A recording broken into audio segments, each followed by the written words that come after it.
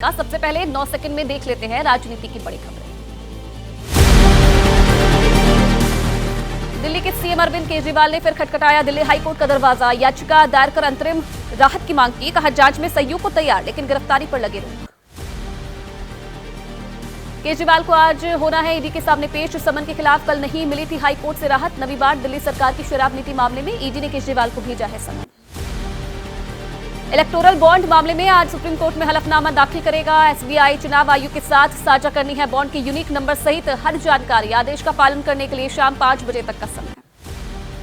चुनाव आयुक्तों की नियुक्ति रद्द करने की मांग पर सुप्रीम कोर्ट में आज सुनवाई। याचिकाकर्ता की दलील, चयन प्रक्रिया में सुप्रीम कोर्ट के चीफ जस्टिस को भी शामिल करने की मांग।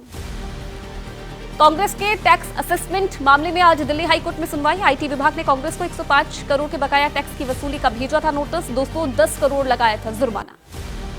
पीएम मोदी पर संजय राउत का विवादित बयान। बोले मोदी के पास वाले गांव में हुआ था औरंगजेब का जन्म, इसलिए उसकी सोच महाराष्ट्र की ओर बढ़ रही है। बीजेपी ने टीपू सुल्तान से की राउत की तुलना। उद्धव ठाकरे ने सांसद संजय राउत के विवादित बयान का किया समर्थन। बोले जो संजय राउत ने कहा वो सही है। जो जहां जन्म लेता है उसकी मिट्टी का असर तो उसमें होता है।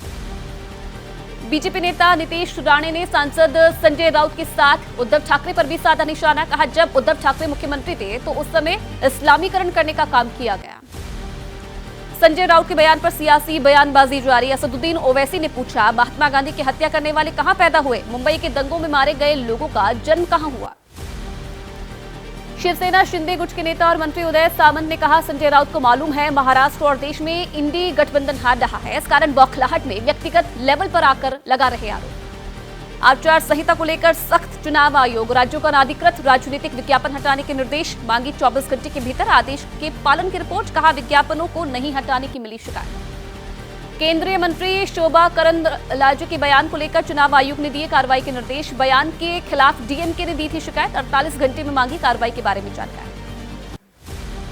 राहुल गांधी के शक्ति वाले बयान के खिलाफ चुनाव आयोग पहुंची बीजेपी। केंद्रीय मंत्री हरदीप सिंह पुरी ने कांग्रेस सांसद पर दर्ज करवाई शिकायत। कार्रवाई की मांग। तमिलनाडु के तुत्तुकुड़ी में चुनाव आयोग की टीम ने जब्त किए 1 लाख के हॉट बॉक्स। बिना प्रॉपर डॉक्यूमेंट के ले जाए जा रहे थे बर्तन। एक कंटेनर में छिपाकर किए जा रहे थे ट्रांसपोर्ट। जबलपुर में 10 और 5 रुपए के सिक्के लेकर नामांकन फॉर्म लेने पहुंचा प्रत्याशी। विनय चक्रवर्ती लेकर गया 25,000 रुपए। डीएम ने कहा मीडिया में आने के लिए लोग करते हैं ऐसा काम। राजस्थान के बीकानेर में पुलिस और एनएसयूआई कार्यकर्ता आमने सामने हो गए। पुलिस ने एनएसयूआई कार्यकर्ताओं पर लाठीचार्ज किया। कई कार्यकर्ता घायल हो गए। अग्निवीर योजना को रद्द करने की मांग। और चलिए अब 9 सेकंड न्यूज में देख लेते हैं लोकसभा चुनाव से जुड़ी बड़ी खबर। आज जारी हो सकती है लोकसभा चुनाव के लिए कांग्रेस पार्टी के प्रत्याशियों की तीसरी लिस्ट। तीसरी सूची में करीब 50 उम्मीदवारों के नाम होने की उम्मीद। लोकसभा चुनाव के लिए बचे उम्मीदवारों का नाम तय करने के लिए कांग्रेस चुनाव समिति की आज फिर बैठक। तमिलनाडु, झारखंड, एमपी सहित कई राज्यों के प्रत्याशी होंगे फाइनल। बुधवार को कांग्रेस के कई प्रत्याशियों के नाम फाइनल। सूत्रों के मुताबिक शोलापुर से सुशील कुमार शिंदे की बेटी परिणीति, साबरकांठा से तुषार चौधरी, पंचमहल से गुलाब सिंह चौहान का नाम तय। कांग्रेस नेता सुखजिंदर सिंह रंधावा ने कहा पंजाब में स्थानीय नेताओं को दी जा रही तरजीह। राजस्थान की सीट से पंजाब के नेता के चुनाव लड़ने की चर्चा को अफवाह बताया।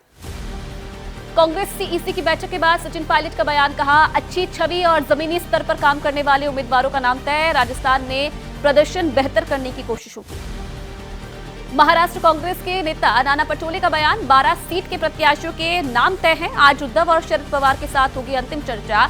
आज या कल तक सभी प्रत्याशियों का ऐलान। महाराष्ट्र में इंडिया गठबंधन के बीच सीट शेयरिंग का आज हो सकता है ऐलान। शरद पवार के घर नाना पटोले और उद्धव ठाकरे की बैठक आज आ सकती है। महाविकास आघाड़ी की लिस्ट।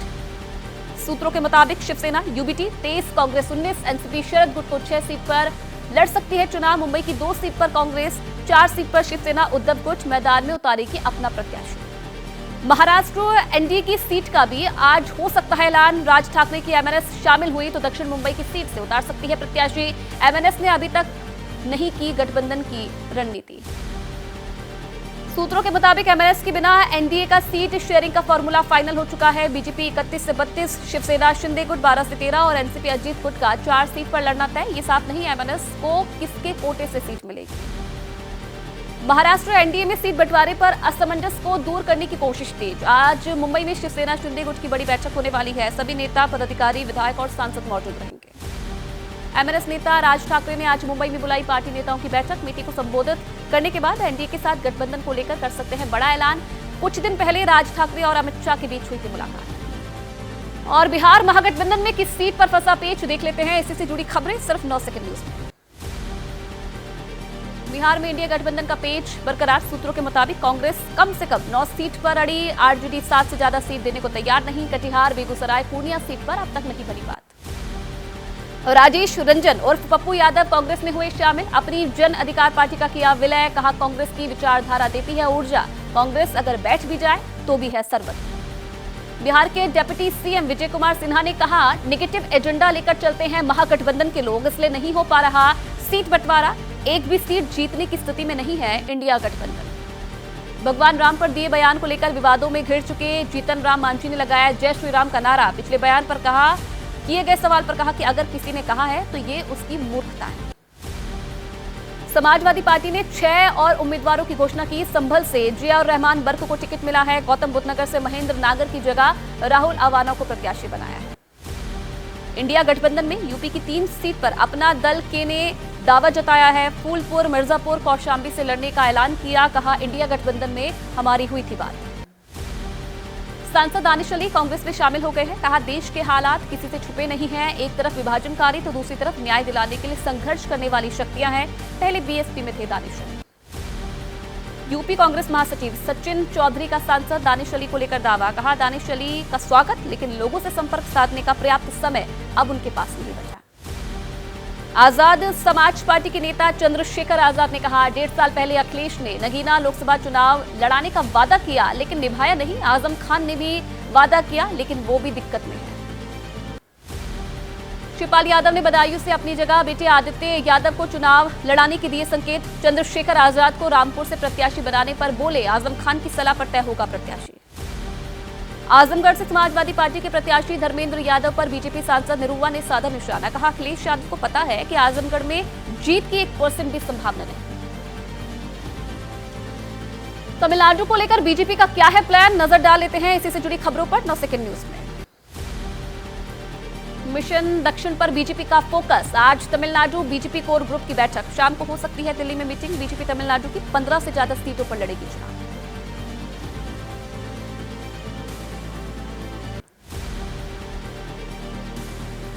तमिलनाडु में एनडीए अलायंस के तहत बीजेपी एएमएमके, पीएमके और पीएनके मिलकर लड़ रही है चुनाव। टीटीवी दिनाकरण की पार्टी एएमएमके को 2, पीएमके 10 और एसी षणमुगम की पार्टी पीएनके के हिस्से में आई 1 सीट। तमिलनाडु की मुख्य विपक्षी पार्टी एआईडीएमके और डीएमडीके के बीच सीटों को लेकर बंटवारा हुआ। डीएमडीके 5 लोकसभा सीट पर चुनाव लड़ेगी। पूर्व सीएम पलनीस्वामी ने डीएमके पर लगाया वादे पूरे नहीं करने का आरोप। डीएमके के घोषणा पत्र पर पूर्व मुख्यमंत्री पलानीस्वामी ने पूछा, डीएमके ने कितने आश्वासन पूरे किए, भले ही वो चुनाव जीत जाए लेकिन तमिलनाडु की जनता को नहीं मिलेगा कोई फायदा। महाराष्ट्र के बुल्ढाना में उद्धव ठाकरे की बीजेपी पर हमला। उन्होंने बोला, शिवसेना को टक्कर देना कोई आसान काम नहीं है। इनकम टैक्स, ईडी और सीबीआई के हवाले से डराने की राजनीति हम पर नहीं चलेगी। सीपीएम ने तेलंगाना की सभी लोकसभा सीट से लड़ने का फैसला किया। भुवनगिर सीट से एमडी जहांगीर को घोषित प्रत्याशी। सीपीएम प्रदेश अध्यक्ष ने कहा कि कांग्रेस की तरफ से नहीं मिला था कोई भी प्रस्ताव। चुनावी बॉन्ड पर जारी सियासी घमासान के बीच बोले ओवैसी, हमें कहा जाता है बीजेपी की बी टीम, लेकिन सभी पार्टियों को करोड़ों रुपए मिले हैं, हमें एक भी रुपया नहीं मिला।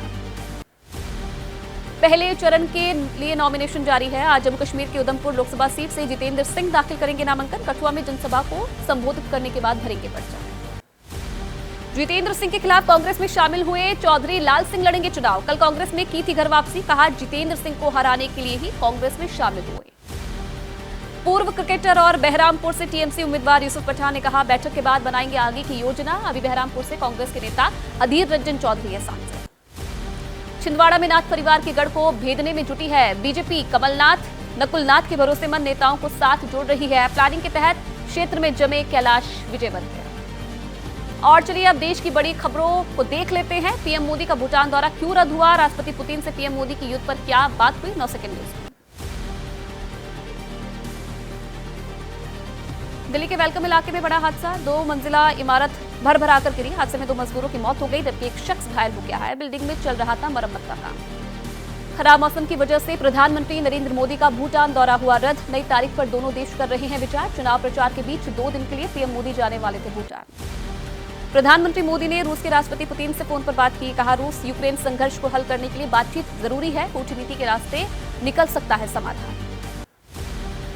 यूक्रेन के राष्ट्रपति ज़ेलेंस्की से भी प्रधानमंत्री नरेंद्र मोदी ने बातचीत की। कहा, रूस यूक्रेन संघर्ष के शांतिपूर्ण समाधान के सभी प्रयासों का भारत करता है समर्थन। ज़ेलेंस्की ने प्रधानमंत्री मोदी से कहा कि भारत को शांति सम्मेलन में भाग लेते देखना यूक्रेन के लिए महत्वपूर्ण है। दोनों नेताओं ने द्विपक्षीय संबंधों के विकास पर भी चर्चा की। असम एसटीएफ ने आईएस के इंडिया हेड हरीश फारूकी को गिरफ्तार किया है। एनआईए के इनपुट के आधार पर गिरफ्तारी हुई है। फारूकी का साथी भी गिरफ्तार हुआ है। दोनों आतंकी बांग्लादेश बॉर्डर से अवैध घुसपैठ करके भारत में आए। छत्तीसगढ़ के नक्सल प्रभावित सुकमा में नक्सली ने किया सरेंडर। 8 लाख रुपए के इनामी नक्सली ने सुरक्षा बलों के सामने आत्मसमर्पण किया। रोशन उर्फ समैया सोनी बताया जा रहा है नक्सली का नाम। नेशनल स्टॉक एक्सचेंज को बम से उड़ाने की धमकी झूठी निकले। इंदौर के एनएसई ऑफिस को आई धमकी भरी कॉल। रिकॉर्डेड कॉल के जरिए कहा, इंडियन कंपनी के शेयर बेचकर अमेरिकन शेयर खरीदे। मौलाना तौकीर रजा मामले में आज सुनाया जाएगा फैसला। जिला जज की अदालत में दंगे के अन्य आरोपियों ने लगाई है अर्जी। केस ट्रांसफर करने की अर्जी पर फैसला आज। मुंबई एयरपोर्ट पर पकड़ा गया 3 किलो अवैध सोना। 1 करोड़ 76 लाख रुपए कीमत का सोना हुआ जब्त। 4 आईफोन और विदेशी मुद्रा भी सीज हुई है। सामान के अंदर छिपाकर रखा गया था सोना। आध्यात्मिक गुरु जग्गी वासुदेव की हुई ब्रेन सर्जरी। दिल्ली के इंद्रप्रस्थ अपोलो अस्पताल में हुई सर्जरी। दिमाग के एक हिस्से में थी सूजन और ब्लड क्लॉटिंग। अब पहले से बेहतर महसूस कर रहे हैं सदगुरु जग्गी वासुदेव की ब्रेन सर्जरी कामयाब रही है। प्रधानमंत्री नरेंद्र मोदी ने सोशल मीडिया अकाउंट पर किया पोस्ट। लिखा, सदगुरु जल्द हो स्वस्थ और तेजी से हो उनके स्वास्थ्य में सुधार। और चलिए अब अलग अलग राज्य से जुड़ी खबरों की बात करेंगे 9 सेकंड न्यूज में। केंद्र शासित प्रदेश लद्दाख को पूर्ण राज्य का दर्जा देने की मांग। लोगों ने करगिल में निकाली रैली। संविधान की 6ठी अनुसूची में भी शामिल करने की मांग। लोक गायिका नेहा सिंह राठौड़ की गाड़ी का नोएडा में हुआ एक्सीडेंट। नेहा ने अपने सोशल मीडिया अकाउंट पर साझा की हादसे की तस्वीरें। हादसे में नेहा सुरक्षित, उनके पति को आई है हल्की चोट। जोधपुर निवासी विक्रम कुमार के परिजनों ने लिया ऑर्गन डोनेट करने का फैसला। ब्रेन डेड होने के बाद विक्रम के शरीर के कई अंग डोनेट किए गए। हादसे के दौरान घायल हो गए थे विक्रम। बिहार में सरकारी स्कूलों की गुड फ्राइडे की 29 मार्च की छुट्टी रद्द कर दी गई है। 29 मार्च को सरकारी स्कूलों में वार्षिक परीक्षा होगी। होली को देखते हुए बदली गई एग्जाम की तारीख। बिहार के बक्सर में सड़क पर उतरे किसान। जमीन के सही मुआवजे की मांग को लेकर प्रदर्शन कर रहे किसानों और पुलिस में झड़प हो गई। किसानों को खदेड़ने के लिए पुलिस ने आंसू गैस के गोले दागे। जोजिला पास से गाड़ियों की आवाजाही शुरू हो गई है। अभी सिर्फ हल्की गाड़ियों को आने जाने की इजाजत मिली है। बीआरओ ने कड़ी मेहनत के बाद हाईवे से साफ की बर्फ। जम्मू कश्मीर को लद्दाख से जोड़ता है हाईवे। और चलिए बदायूं हत्याकांड और अपराध से जुड़ी कुछ खबरें देख लेते हैं सिर्फ 9 सेकंड में। यूपी के बदायूं में हुई 2 बच्चों की हत्या का दूसरा आरोपी जावेद अभी तक फरार है। पुलिस की टीमें लगातार कर रही तलाश। आरोपी साजिद के एनकाउंटर की होगी मजिस्ट्रियल जांच। डीएम ने दिया आदेश।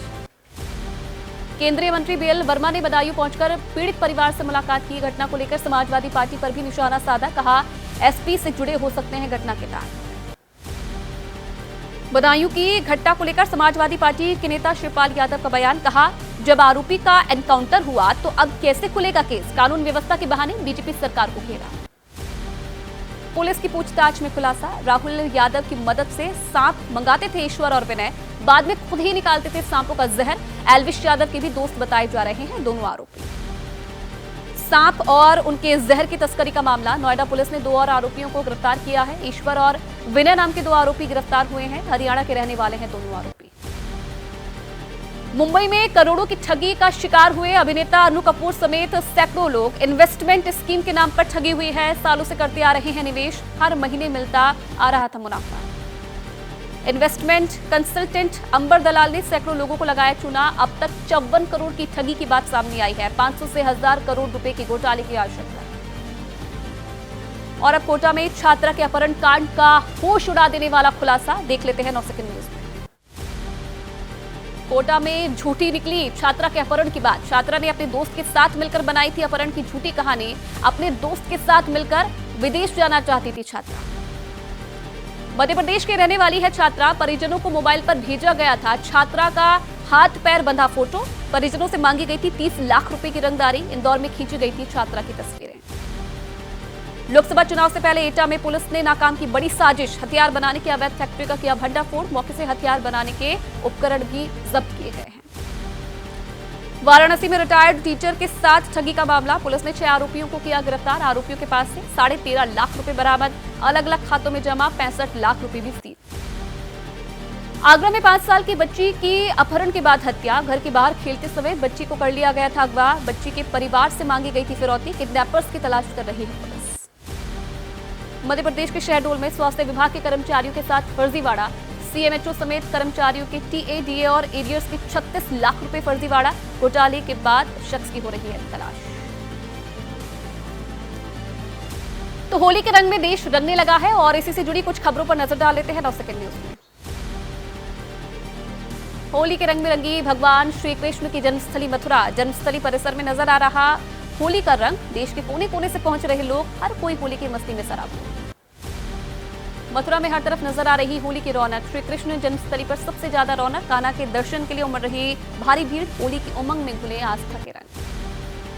काशी में खेली गई चिता की भस्म होली देखने के लिए बड़ी संख्या में जुटे लोग। चिता की भस्म लेकर शिव की गढ़ों ने खेली मसान की होली। काशी में इसी अनोखे अंदाज में मनाया जाता है रंगों का पर्व। गोरखपुर में भी हर तरफ नजर आ रही है होली की रौनक। होली के गीतों पर झूमते नजर आ रहे लोग, तो बाजार में भी दिख रही है होली की रौनक। आगरा में होली को लेकर खाद्य सुरक्षा विभाग अलर्ट है। खाद्य सुरक्षा विभाग की टीमों ने जांच के लिए लैब भेजे मिठाइयों के सैंपल। खाद्य सामग्री के सैंपल भी जांच के लिए भेजे गए हैं। आगरा में खाद्य विभाग की छापेमारी के दौरान सरसों के तेल के 39 नमूने लिए गए, जिनमें से 13 नमूने हुए फेल। खाद्य तेल में पाम ऑयल और सिंथेटिक रंग की मिलावट की गई। रिफाइंड के 20 नमूनों में से 10 नमूने फेल हो गए।